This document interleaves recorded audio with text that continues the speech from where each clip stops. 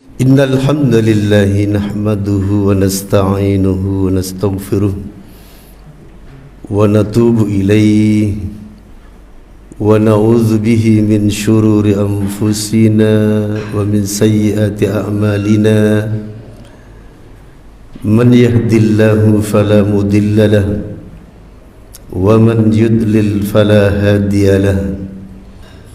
Wa asyhadu an la ilaha illallah wahdahu la syarika lah wa asyhadu anna Muhammadan abduhu wa rasuluh. Amma ba'du. Kita lanjutkan kajian kitab Bulughul Maram. Kita masih pada babul wudu, bab wudu. Dan pada pagi ini kita akan membaca hadis yang ke-34 dari bab Taharah tentang menghirup air ke dalam hidung.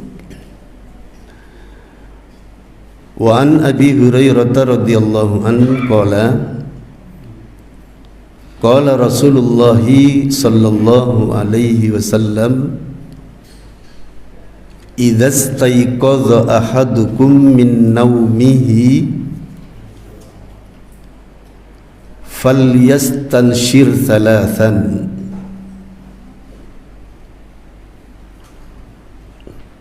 fa inna asyaitana yabitu ala khayshumihi. Muttafaqun alaih. Dibaca terjemahannya yang ke-34. Baik, dari Abi Hurairah radhiyallahu an qala berkata, qala Rasulullah sallallahu alaihi wasallam, Rasulullah sallallahu alaihi wasallam bersabda, idza staiqadha ahadukum, apabila salah seorang di antara kalian bangun min naumihi, dari tidurnya, falyastanthir, maka hendaknya ia menghirup air kemudian menyemprotkannya salasan, 3 kali. Fa inna syaitana, maka sesungguhnya setan, yabitu ala khayshumihi, bermalam pada khayshumnya. Khayshum di sini adalah rongga hidung yang paling dalam, ya, rongga hidung yang paling dalam, mendekati otak, ya, mendekati otak. Muttafaqun alaih. Hadis ini diriwayatkan oleh Bukhari dan Muslim. Mari kita lihat pada syarah daripada hadis ini. Rasulullah sallallahu alaihi wasallam memerintahkan kepada kita setelah kita bangun tidur, yaitu menghisap air sedalam-dalamnya sampai ke khayshum, ya, menghisap air yang dalam sampai ke khayshum, yaitu rongga hidung yang paling dalam, 3 kali. Kenapa? Karena semalam itu ada setan yang tidur di situ. Subhanallah, ini gaib para jamaah, ya, gaib sekali, ya. Jadi ternyata setan itu, ada setan yang memang diciptakan oleh Allah, tempat tidurnya itu di al-khayshum. Jadi di sini para jamaah, kira-kira, ya. Ya kira-kira di sini ini. Ini. Itu setiap malam itu, setiap kita tidur. Ya, untuk apa? Ya, untuk menekan kita agar kita terlambat dalam ibadah. Makanya mendekati otak, ya, mendekati otak. Maka sunnahnya adalah hendaknya kita menghirup air kemudian disemprotkan 3 kali supaya setan itu ikut bersama air yang kita semprotkan. Wa fil qamus, di dalam kamus, kalimat istantharo artinya adalah istansyaqa al-ma'a, menghisap air ke dalam hidung, thumma istakhraja dzalika, kemudian mengeluarkan hal itu, yakni mengeluarkan air tersebut, binafsil amfi, dengan nafasnya hidung. Jadi kita semprotkan, dan itu 3 kali. Ya, kita mungkin jarang yang melakukan ya. Saya sendiri baru menyemprotkan ketika bersama wudu, dan mungkin di dalam wudu itu pula yang dimaksud, sebagaimana nanti pada syarahnya apabila waktu mencapai hal itu. Maka di sini dikatakan waqad jumi'a bainahuma fi ba'dil ahadits, maka telah dipadukan antara keduanya, yakni antara istansaro menyemprotkan, istansyaqa artinya menyerap. Tapi di dalam kamus istansyara sekaligus dua-duanya, yaitu istansyaqa menyerap dan istakhraja mengeluarkan. Kemudian ada hadis juga yang memadukan antara keduanya, artinya menyebutkan dua-duanya, yakni menghirup dan menyemprotkannya. Fi ba'dil ahadits, pada sebagian hadis. Fama'al jam'i yuradu minal istinthari daf'ul ma' minal anfi. Adapun ketika dipadukan antara kalimat istinsyar dengan istinsyaq, artinya adalah daf'ul ma' minal anfi, ini membuang air dari hidung. Ini kalau dipadukan, ada istansyara, ada istansyaqa. Maka istansyara artinya melepas, yakni menyemprotkan air dari hidung. Kemudian wa minal istinsyaqi jadbuhu ilal anfi. Adapun istinsyaq artinya menyerap, ya, menyerap ke dalam hidung. Ini kalau dipadukan dua-duanya. Tetapi ketika disebut falyastanshir, falyastanthir, maka di situ sudah meliputi menyerap dan menyemprotkannya. Adapun di hadis bab ini cuman menyebutkan falyastanthir. Ini di antara sunnah yang terkadang kita lupakan ya. Bahkan saya sendiri kalau tersendiri memang belum pernah aktif gitu ya, yang tersendiri. Jadi habis tidur kemudian menyerap air, kemudian itu dalam rangka khusus untuk ini. Terus gimana? Ya, ini termasuk hadis yang bisa kita amalkan. Ya, termasuk hadis yang bisa kita amalkan. Ya, sebagaimana hadis tentang membasuh tangan nanti insyaallah berikutnya. Membasuh tangan setelah wudu. Jadi setelah wudu, setelah tidur. Jangan terjadi setelah tidur malam-malam langsung ngemil. Ini langsung ngemil, langsung ngambil makanan dimakan begini, jangan. Ini tangan masih bermasalah. Ya, di dalam hadis dikatakan karena kamu tidak tahu aina yabitu yaduhu. Ya, semalam bagaimana tangan bermalam gitu. Ya namanya tangan kan, kukur-kukur macam-macam. Ini yang dikukur juga nggak kenal tempat ya. Mana yang gatel dikukur di situ. Nah ini bisa membawa virus ya, bisa membawa virus. Begitu ada virusnya di tangannya langsung nyemil. Ini langsung masuk, kemudian bergetar tubuhnya. Nah ini, maka sunnahnya adalah basuh dulu tangan. Tapi kalau ini kan plastik ya, plastik. Ini insya Allah nggak bermasalah kalau ini. Tapi kalau kita mau mengikuti sunnah, ya dibasuh dulu tangan, baru kemudian melakukan sesuatu seperti makan atau minum. Ini pada hadis berikutnya nanti. Jadi ada sunnah-sunnah pada saat bangun tidur. Memang para jamaah seputar tidur itu banyak sekali sunnah-sunnah Nabi yang perlu kita terapkan ya, perlu kita hidupkan. Ya, seperti apa? Seperti misalnya disunnahkan tempat tidur itu apa namanya, permadani yang kita pakai entah apa digebas dulu begitu ya, digebas dulu. Kenapa? Karena di dalam hadis dikatakan kamu tidak tahu, barangkali di balik alas untuk tidur itu ada masalah, ada hewan-hewan yang berbahaya. Nah ini memang terkadang terjadi itu, tiba-tiba nyekit gitu ya kan, terus meruntus. Nah disunnahkan digebas dulu. Nah ini ketika mau tidur, ini diantaranya. Kemudian diantaranya lagi apa? Banyak. Diantaranya lagi yaitu membaca doa tidur ya.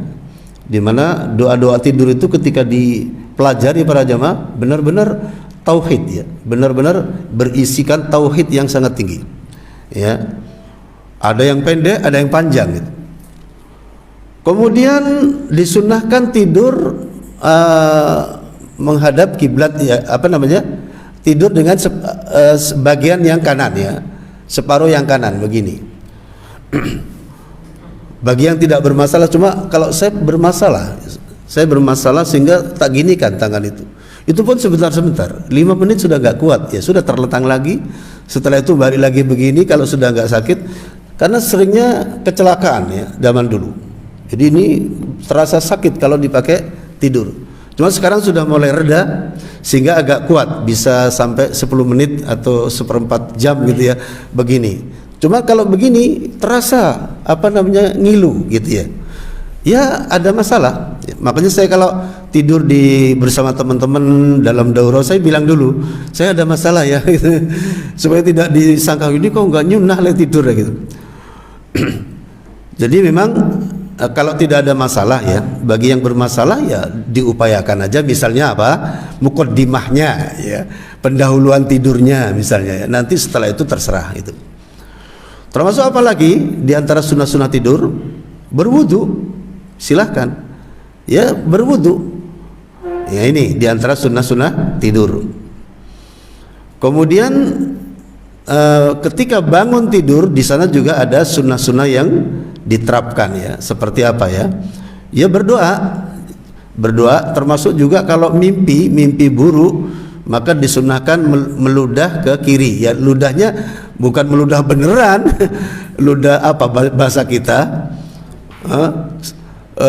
secara apa, kalau pemberian yang bukan sebenarnya itu apa, secara ya pokoknya sekedar begitu aja sudah. Wah kalau meludah banget kira-kira gimana? Wong di dalam rumah kok ya. Kiasan aja lah gitu ya, cuma gitu. Nah ini kalau mimpi buruk ya, dan gak usah diceritakan pada orang. Waduh saya tadi malam ngimpi ketemu bidu wanita. Wah, nah ini jangan diceritakan. Tapi kalau mimpi baik boleh. Nah, alhamdulillah saya tadi malam mimpi sholat duha ini. Wah ini senang gitu, senang. Kalau mimpi baik boleh senang ya, boleh senang. Mimpi ketemu Rasulullah, ada nggak di antara para jamaah yang sudah pernah ngacung ya, ngimpi ketemu dengan Rasulullah Sallallahu Alaihi Wasallam ini? Ya enggak juga enggak apa-apa ya, enggak nambah iman juga enggak ngurangi iman ya. Cuma kalau ngimpi ketemu Rasulullah itu Masya Allah nikmat sekali ya. Kemudian berikutnya yaitu ketika tadi membahas tentang memadukan kata istansyara. Ketika disebut sendirian maka istansyaqo dan istakhraja sudah jadi satu, menyerap dan mengeluarkan. Tapi ketika dipadukan ada kata istansyara, ada kata istansyaqa, maka istansyara artinya menyerap ke dalam, kemudian istansyaqa menyerap ke dalam, istansyara menyemprotkannya. Fa inna syaitana, maka sesungguhnya syaitan kata Rasulullah, yabitu ala khaysyumihi, bermalam pada khaysyumnya. Ini pangkal hidung. Khaysyum di sini artinya huwa a'lal amfi, bagian atas dari hidung. bagian paling atas. Wakila ada yang mengatakan al-anfu kulluhu. Al-khayshum itu ya seluruh hidung ini. Jadi di situ setan saya lupa nama setan itu, ada namanya. Di dalam hadis disebutkan namanya deh, saya lupa. Jadi tidur di situ para jamaah ya, yang ngentut barang insyaallah. Makanya orang yang beriman tentunya dengan adanya sunnah ini akan terjaga, terus akan terjaga ya kebersihan. Makanya hatinya tetap akan tegak keimanannya. Adapun orang yang munafik, orang yang kurang istiqomah, ketaatannya rendah kepada Allah, makanya mereka kok kehidupannya itu aneh gitu ya, kayak lusuh gitu ya. Orang yang nggak beriman, orang yang nggak pernah sholat, ngomongnya juga nggak teratur, makannya juga nggak teratur, tangan kanan makan, tangan kiri juga untuk makan, ya sembarangan, pergaulannya juga sembarangan. Mungkin juga di situ masalahnya para jemaah, ya. Mungkin juga di situ sunnah-sunnah ini tidak ditegakkan pada dirinya. Sementara setan setiap malam kencing di dalam hidungnya, kencing, berak, ngentut, mungkin begitu di dalam hidungnya. Ya, nanti ada setan-setan lain yang berperan juga, yang bertugas menina bubuk kan, kita nina bubuk gitu ya, supaya nggak salat subuh. Itu ada, masya Allah. Memang gaib sekali para jamaah. Kalau diperlihatkan kira-kira ya, wallahi para jamaah. Makanya kemudian Allah memberikan cara dengan sunnah-sunnah yang diajarkan oleh Rasulullah SAW. Maka sunnah-sunnah itu kita tegakkan, ya, kita amalkan sehingga pengaruh setan-setan itu kecil pada diri kita atau bahkan tidak ada. Wakila al-anfu kulluh, ada yang mengatakan yang namanya khayshum itu seluruh bagian hidung. Wakila ada yang mengatakan idzamun riqaqun layyinatun fi aqsal anfi. Sebuah tulang yang tipis, ya. Sebuah tulang yang tipis yang lentur, layyinah itu lentur, kayak tulang apa bahasa kita, tulang muda begitu ya. Nah, yang jadi dokter mungkin tahu ini, yang jadi dokter insyaallah nyambung insyaallah ya. Fi aqsal anfi yang berada di di hidung yang paling atas, ya, yang paling atas. Bainahu wa bainad dimag, ya, yang ada antara khayshum dengan dimag, otak. Nah, di situ ada tulang muda tipis dan lentur gitu ya. Dan di situ ternyata tempat tidurnya setan tersebut. Ya. Ada tempat khusus ya untuk setan ini. Ya, tentu semua itu untuk menguji, ya, untuk menguji kita. Apakah kita tunduk dengan sunnah Nabi atau tidak begitu? Itu tadi para jamaah, mungkin ya pengaruh itu mungkin terjadi, sehingga seperti yang saya katakan tadi, antara yang taat terhadap sunnah-sunnah Nabi dengan yang tidak taat ada beda dalam kehidupan sehari-hari, dalam pola hidup, akhlak sehari-hari ada beda. Bisa juga dipicu oleh masalah-masalah seperti ini, sunnah-sunnah yang terlupakan, sunnah-sunnah yang tidak ditegakkan. Ini ya, mari kita pelajari sunnah-sunnah tersebut dan kita tegakkan. Kenapa? Untuk kebaikan diri kita sendiri. Ya, bisa-bisa pengaruh terhadap kesehatan juga mungkin.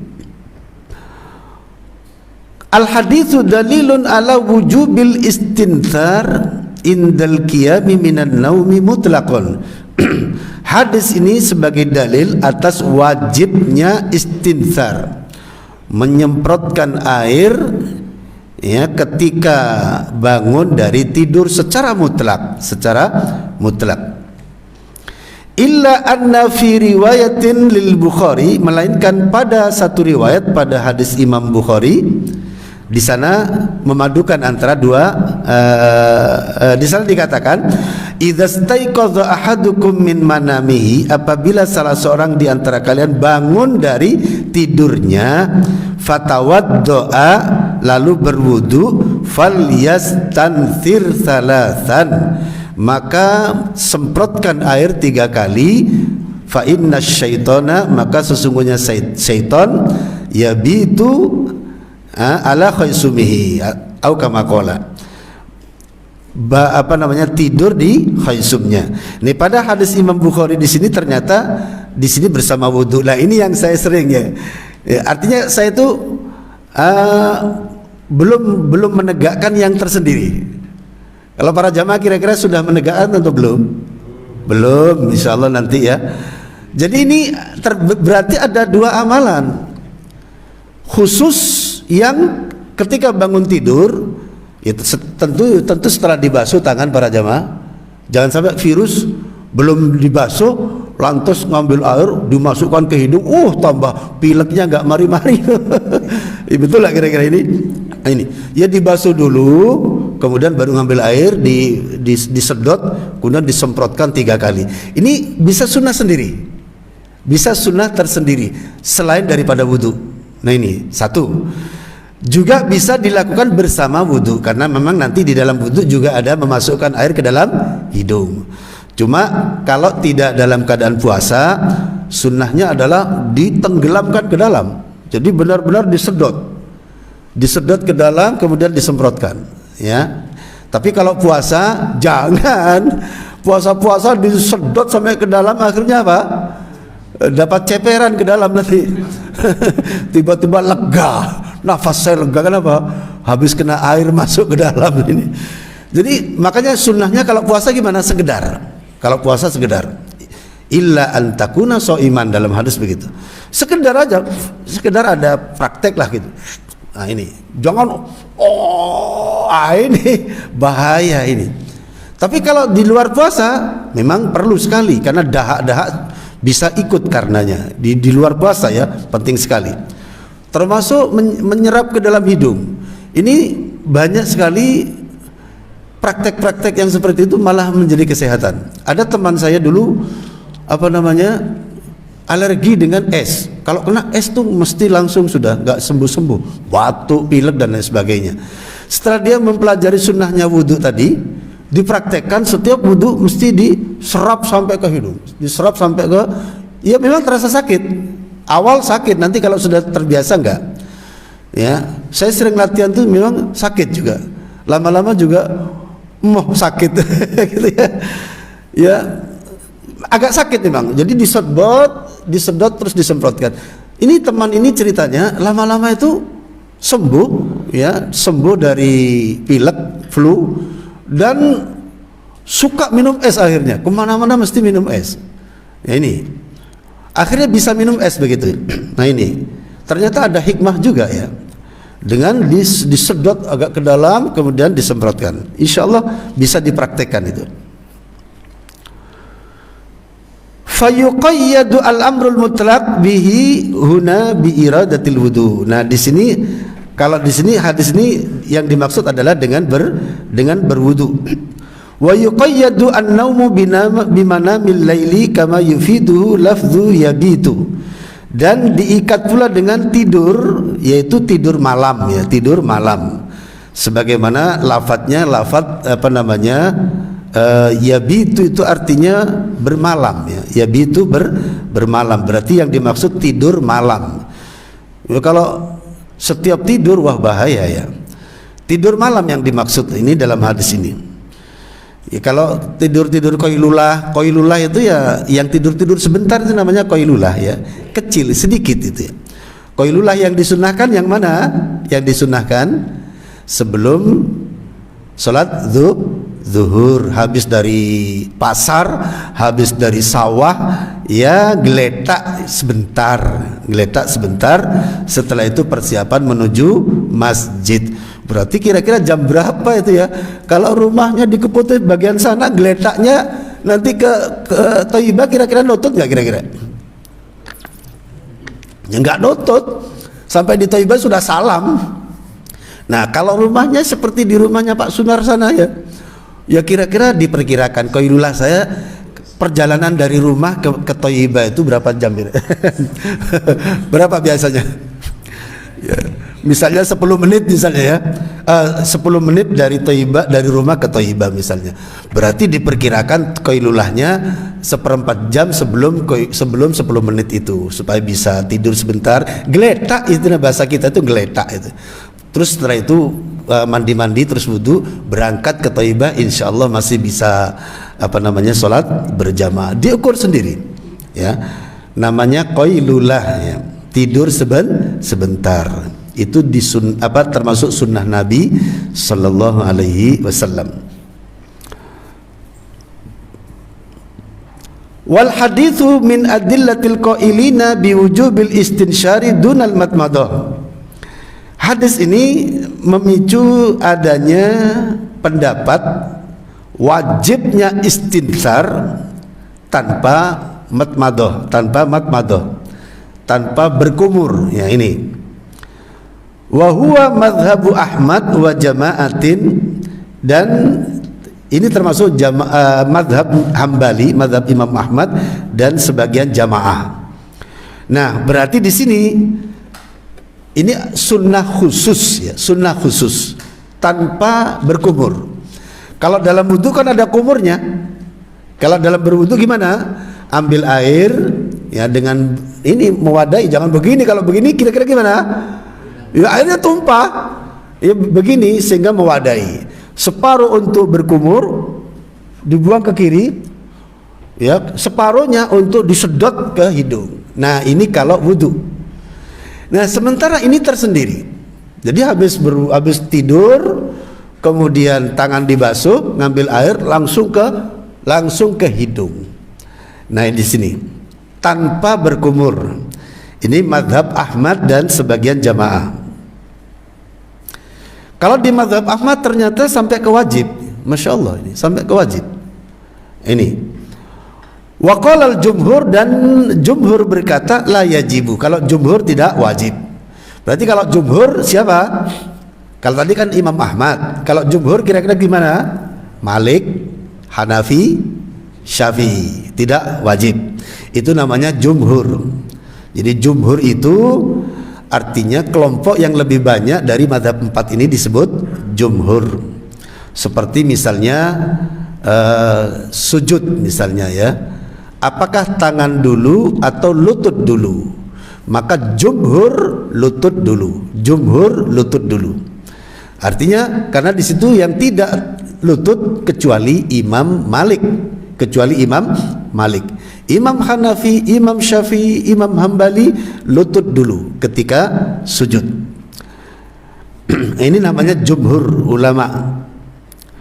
Bal al-amru lin nadbi. Menurut jumhur, perintah ini perintah untuk anjuran saja. Lin nadabi, untuk anjuran. Nadab itu kalau bahasa umumnya umat Islam ya, sunnah. Nah, itu loh sunnah. Cuma saya lebih menggunakan kata nadab atau mustahab atau nafilah, dan saya berusaha tidak menggunakan kata sunnah. Kenapa? Supaya tidak terbiasa di telinga umat, sunnah aja loh lah gitu loh. Nah, sementara dakwah kita kan selalu menggunakan kata sunnah, betul nggak kira-kira? Mari kita kembali kepada Quran dan sunnah. Ahlus sunnah wal jamaah hum al mutamassikuna bil kitabi was sunnah. Lah nanti saya khawatir kalau sunnah itu kita bahasakan sering, orang nanti membantah loh, yang sunnah saja loh, yang wajib belum kok lah ini. Padahal kalau sunnah menurut kita, menurut di sini sunnah menurut pemahaman ahli fikih ya, yaitu sebaliknya daripada kata wajib. Karena ada sunnah menurut ulama akidah Islamiyah, ada sunnah menurut ulama fikih. Adapun menurut ulama fikih, maka sunnah masuk kepada al-ahkam al-khamsah, hukum yang 5. Wajib, sunnah, wajib, haram, sunnah, makruh, mubah, ya kan? Ada 5 hukum tadi. Nah, sunnah masuk kepada ma yuthabu fa'iluhu wala yu'aqabu tarikuhu. Apa-apa yang diberi pahala pelakunya dan tidak disiksa yang meninggalkannya. Ini menurut hukum fikih. Karena di situ dipakai untuk mendalami ayat-ayat tentang hukum. Ya, hadis-hadis misalnya bagaimana cara kalau ada haid atau apa, atau kita wudhu misalnya, di situ ada sunnah-sunnah. Ada haram-haram, ada makruh, ada mubah. Yang mana masuk makruh, mana masuk mubah, ini al-ahkam al-khamsah tadi. Tetapi kalau sunnah yang dimaksud dalam masalah manhaj, ketika kita menyeru berdakwah kepada manusia, kembalilah kepada Quran dan sunnah. Yang dimaksud di sini sunnah secara istilah. Kemudian berikutnya, wal hadisu min adillatil qailina, termasuk Imam Ahmad tadi yang mewajibkan, adapun jumhur tidak mewajibkan, ya. Perintah ini hanya untuk sunnah, ya, anjuran. Wastadallu, mereka berdalil, yang tidak mewajibkan berdalil biqaulihi sallallahu alaihi wasallam, dengan sabda Nabi sallallahu alaihi wasallam, lil a'rabi, kepada orang-orang badui, kepada orang badui, tawaddu' kama amarakallah, berwuduklah kamu sebagaimana yang diperintahkan oleh Allah. Nah, di sini jumhur yang tidak mewajibkan berdalil dengan sabda Nabi ini. Ketika ada orang-orang A'rabi, ada orang badui datang, maka Nabi katakan apa? Berwuduklah sebagaimana yang diperintahkan oleh Allah. Nah, yang diperintahkan oleh Allah yang ada di dalam Al-Quran. Di situ tidak menyebutkan membasuh tangan, tidak menyebutkan menghisap air, berkumur, tidak menyebutkan. Di dalam surah Al-Maidah ayat berapa itu? Wa idza qumtum ila sholati faghsilu wujuhakum wa aydiyakum ilal marafiqi. Apabila kalian menegakkan sholat, maka basuhlah wajahmu. Jadi kalau menurut versi Quran, maka anggota wudhu yang wajib pertama kali adalah membasuh wajah. Nah, itu yang dimaksud kama amarakallah, sebagaimana yang diperintahkan oleh Allah. Nah, di sini tidak menyebutkan adanya istidsyar. Makanya ulama sebagian jumhur menyatakan tidak wajib, ya, tapi itu anjuran saja. Terus kemudian gimana para jamaah dalam masalah wudu? Dalam masalah wudu kita mengikuti wudunya Rasulullah saja, ya. Jangan kemudian langsung wajah, setelah itu kemudian kepala, langsung telinga. Nah, ini memang yang disebutkan dalam Al-Quran itu, famsahu biwujuhikum wa aydiyakum ilal marafiqi. Wamsahu ini mengusap, bukan notol, bukan. Wamsahu biru'usikum wa arjulakum ilal ka'bain. Nah, ini kalau dalam Al-Quran. Lah, kemudian bagaimana kita berwudu? Apakah mengambil dari ayat itu? Ya tidak. Kenapa? Sudah ditafsirkan ayat itu oleh siapa? Oleh Rasulullah sallallahu alaihi wasallam. Dari ayat itu langsung dipraktekkan oleh Rasulullah. Ada membasuh tangan, ada berkumur, ada istinsyak, betul? Nah, ikuti aja yang dari Rasulullah. Ikuti aja yang datang dari Rasulullah sallallahu alaihi wasallam. Soal apakah basuh tangan wajib, apakah berkumur wajib, enggak perlu bagi kita. Yang penting sunnah Nabi itu konkret kita laksanakan, itu aja. Sunnah Nabinya kita laksanakan, ya. Kenapa? Karena kita nanti khawatir nggak tahu ilmunya, gitu ya, nggak tahu ilmunya, atau nanti jatuh kepada sembarangan. Ini kalau sudah sembarangan nanti ya ikut-ikut yang apa kata orang kampung, nanti notol lah, ini tek. Untung nggak jebol ini, karena ditutup terus setiap hari, ditutup terus ini. Jebol nanti bisa-bisa. Yang benar gimana? Ikuti praktek Rasulullah. Itu bada'a bi muqaddami ra'sihi ila qafahu thumma raddahuma ilal makanil ladzi bada'a minhu. Ya seperti itu. Ikuti saja praktek Rasulullah. Selesai masalahnya. Soal kemudian pengembangan pengetahuan, pemahaman, silakan. Ya, mulai dari apakah membatalkan atau tidak, kalau kalau selang-seling misalnya tangan kiri dulu kemudian kanan dulu membatalkan atau tidak, itu dibahas di dalam masalah fikih. Itu pemahaman. Tapi prakteknya kembali saja kepada yang sudah ada dari Rasulullah sallallahu alaihi wasallam.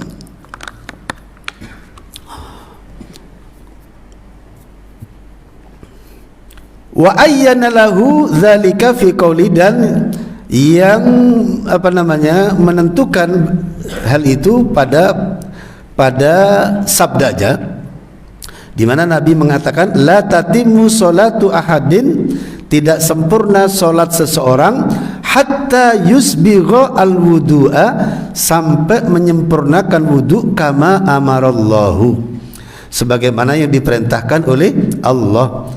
Fayaghsila wajhahu, lalu membasuh wajahnya, wa yadayhi, dan kedua tangannya, ilal mirfaqaini, sampai siku, wa yamsaha ra'sahu, dan mengusap kepalanya, wa rijlaihi, dan kedua kakinya, ilal ka'baini, sampai kedua mata kaki, kama akhrajahu Abu Dawud min hadithi Rifa'ah, sebagaimana riwayat Abu Dawud pada hadis Rifa'ah. Memang ada hadis khusus masalah itu. Jadi seandainya kita langsung membasuh wajah, kemudian setelah itu membasuh tangan 3 kali tadi sunnahnya ya, sampai kepada siku, kemudian membasuh kaki sampai kepada kedua mata kaki, cukup wudunya. Cukup wudunya ya. Tapi kalau kita kembali kepada apa yang sudah dipraktikkan Rasulullah, maka lebih sempurna insyaallah ya. Wallahu taala a'lam. Baik, sampai di sini para jemaah. Ada pertanyaan? Dipersilahkan.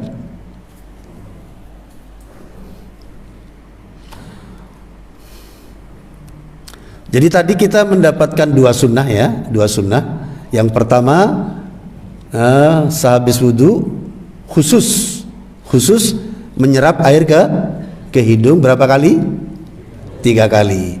Yang kedua bisa saja diikutkan kepada praktek berwudu. Jadi langsung berwudu tadi. Nah, ini bisa. Jadi dua-duanya. Tapi kalau kita bisa mencoba sunnah yang tersendiri tadi, insya Allah, kalau saya lebih mengatakan insya Allah lebih afdol ya, lebih afdol. Dan saya juga insya Allah akan memulai. Selama ini cuma bersama wudhu aja. Saya sendiri, maaf ini ngaku bener ini, bersama wudhu. Jadi belum pernah secara tersendiri. Mungkin setelah ini suatu ketika ya, kadang-kadang dilakukan, kadang-kadang tidak. Tapi yang jelas dalam wudhu ya, jangan sampai tidak.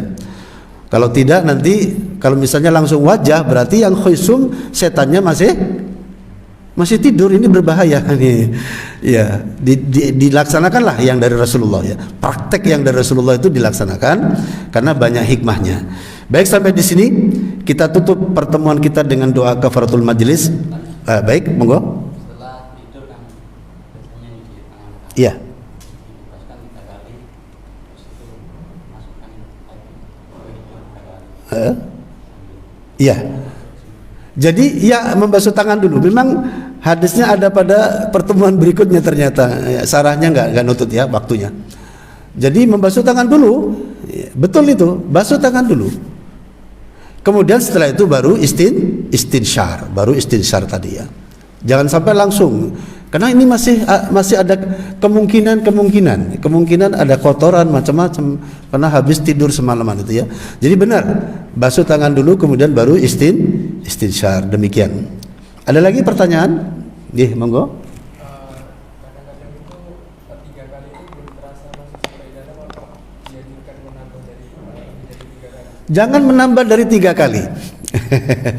Jadi dalam masalah wudu atau istinsyar, dalam masalah wudu misalnya, wajibnya itu yang pertama saja. Yang kedua, ketiga sunnah.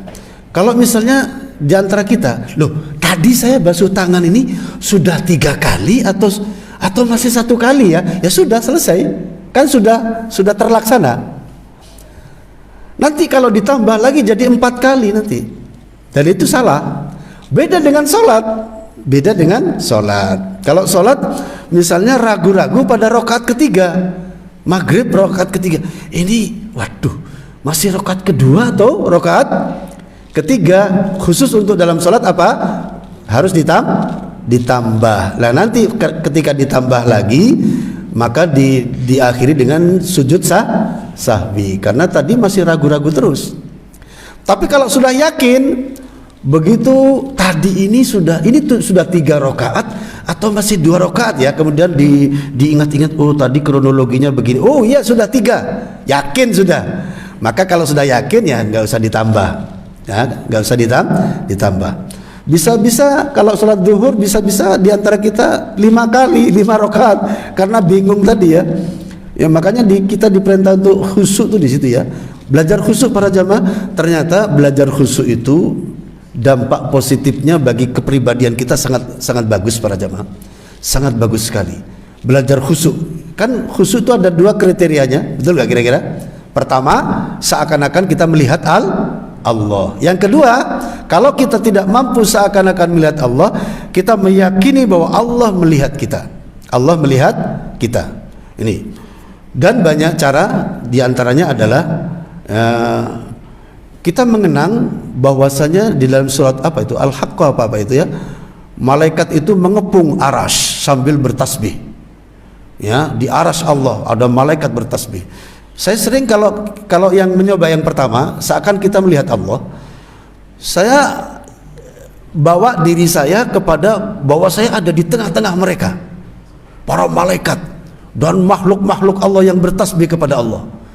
Saya termasuk di antara mereka yang berada di hadapan Rabbul Alamin. Ini cara para jemaah ya. Ini seakan-akan melihat Allah. Tapi ini terkadang sulit kalau masih baru belajar. Tapi nanti kalau sudah terbiasa akan enak itu. Yang pertama bisa kita lakukan. Di mana setiap sholat kita berada bersama malaikat yang mengepung aras tadi dan bertasbih. Kita termasuk di antara bagian yang terkecil dari mereka. Kita merasa bahwa bagian yang terkecil untuk merendahkan diri di hadapan Allah. Yang kedua, seakan-akan kita dilihat oleh Allah. Ya, kita merasa bahwa kita dilihat oleh Allah. Ya sudah, kalau kita dilihat semacam CCTV begitu, kita dilihat oleh Allah sehingga kita memperbaiki begini, kita memperbaiki pandangan mata kita yang sebelumnya begini misalnya, ini kan nggak boleh begini ya.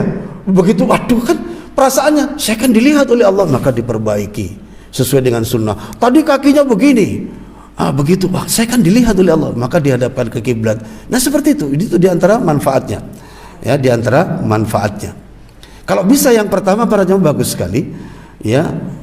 Nanti diantara dampak positifnya kepribadian kita di luar sholat, di mana kita terus merasa dilihat oleh Allah dan merasa seakan-akan melihat Allah bersama para malaikat tadi, sehingga kita menjadi takut untuk berbuat maksiat, untuk berkata kotor dan lain sebagainya. Dampak positifnya sangat luar biasa bagi kepribadian kita ketika kita bisa khusyuk tadi. Yang pertama atau yang kedua sama-sama baiknya, ya. Adapun yang pertama ini para jamaah, ya, perasaan kita bersama mereka, para malaikat khusus yang memang berada di sekitar Ka'bah, yang tawaf di situ. Ada malaikat yang tawaf, ada malaikat yang hanya diam saja bertasbih kepada Allah. Berapa jumlahnya? Wallahu ta'ala a'lam. Dan kita merasa bagian daripadanya. Ya, kita teringat perkataan Syekhul Islam Ibnu Taimiyah rahimahullah. Beliau berkata, qala ba'dus salaf, sebagian salaf itu berkata bahwasanya hati manusia itu ada 2, ya, hati yang senantiasa tawaf di arash dan hati yang selalu berada di tempat-tempat yang kotor. Subhanallah, hati kita berada di mana? Lah itu penting itu. Hati yang selalu tawaf di padang di arash, maka dia selalu bertasbih kepada Allah, selalu ingat kepada Allah, selalu takut kepada Allah, merasakan betapa Allah maha besar di situ, sehingga akan mempengaruhi jalan hidupnya. Ada hati itu yang memang tempatnya di tempat-tempat yang kotor, makanya urusan dunia saja, hubbud dunianya nggak ampun-ampun, ya, sampai malam bagaikan siang, siang bagaikan malam, sholat sholat gak penting. Kalaupun sholat akhirnya apa? Lari sholatnya. Begitu assalamualaikum warahmatullahi wabarakatuh, assalamualaikum, langsung wah langsung ke pasar. Gak ada wiritan dulu, gak ada apa. Bingung hidupnya, hatinya selalu haus. Kapan saya bisa punya mobil mewah seperti itu? Kalau ada mobil mewah, kalau ada perempuan cantik, kapan saya punya istri seperti itu? Langsung hatinya selalu kotor. Ternyata begitu kata Syekhul Islam Ibnu Taimiyah. Sebagian salaf berkata bahwa hati manusia itu ada dua kemungkinan. Yang pertama, hati yang selalu tawaf di Arash, dan hati yang selalu berada di tempat yang kotor. Waliyadzubillah. Semoga hati kita senantiasa mengelilingi Arash Allah Subhanahu wa taala. Amin ya rabbal alamin. Kita tutup dengan doa kafaratul majlis. Subhanakallahumma wa bihamdika asyhadu an la ilaha illa anta astaghfiruka wa atubu ilaik. Assalamualaikum warahmatullahi wabarakatuh.